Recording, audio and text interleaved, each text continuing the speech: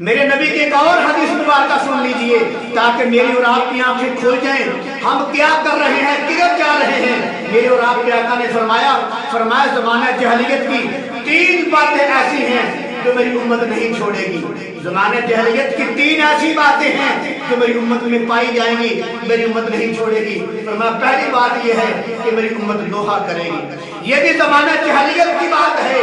میرے کملی والے فرمایا یہ زمانہ جہلیت کی رسم ہے جو میری امت نہیں چھوڑے گی. اور نوحہ کرنے والے کے بارے میں اللہ کے پیغمبر کا فرمان مبارک ہے.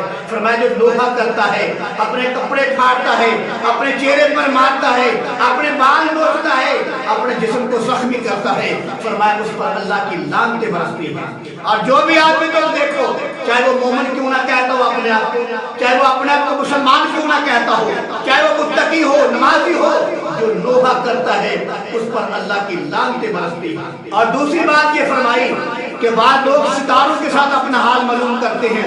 اخباروں میں لکھا ہوتا ہے آج کا ستارہ یہ کہتا ہے، کل کا ستارہ یہ کہتا ہے. میرے اور آپ کے آقا نے فرمایا جو ہاتھ دکھاتا ہے نجومی کو اور کہے کہ بتاؤ میرا ستارہ کیا کہتا ہے، میرے ستارے کا کیا حساب ہے، فرمایا ایسا آدمی یہ جہلیت والے کام ہیں میری امت کرے گی. جیسے کہ روایت کے اندر آتا ہے جو نجومی کو ہاتھ دکھاتا ہے فرمایا اس کی نماز قبول نہیں ہوتی. تو میرے عزیز بھائی یہ نجومی کو ہاتھ دکھانا اور ستاروں سے اپنا حال معلوم کروانا یہ زمانہ جہلیت کی باتیں ہیں. اور آخری بات یہ فرمایا میری امت جو ہے یہ نسب پہ تانے کرے گی. جو کمزور نسب کا ہے، جیسے کہ جو کمی لوگ ہوتے ہیں اور کمی لوگوں پر یہ تانے کرے گی ہم بڑی برادری والے ہیں، ہم پٹی ہیں، ہم مغل ہیں، ہم چیمہ ہیں، ہم قریش ہیں، ہماری برادری اعلیٰ ہے.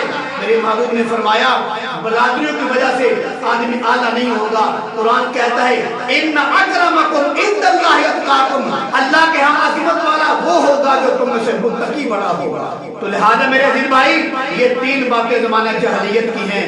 میرے کملی والے فرمائے میری امت میں پائی جائیں گی. ایک نوحہ کرنا، اور دوسرا ستاروں سے حال معلوم کروانا، اور تیسری بات یہ ہے کہ اپنے نسب پہ فخر کرنا کہ میرا نسب بڑا ہے، میں بڑی برادری والا ہوں.